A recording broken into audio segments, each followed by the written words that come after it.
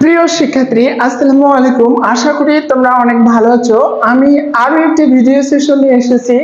এইটা হচ্ছে তোমাদের অন্তরীকরণ নবম অধ্যায় লিমিট। এখানে যে যে বিষয়গুলো শিখবো, আমরা প্রথমে বেসিক শিখবো।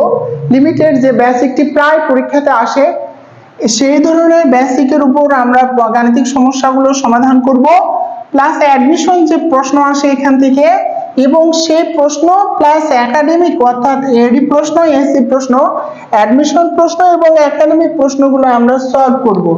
তো প্রথম দেখো, তোমাদের জন্য নিয়ে এসেছি এই দুটি ধরনের উপর গাণিতিক সমস্যা। প্রথম আমরা এই গাণিতিক এই প্রমাণগুলো করব।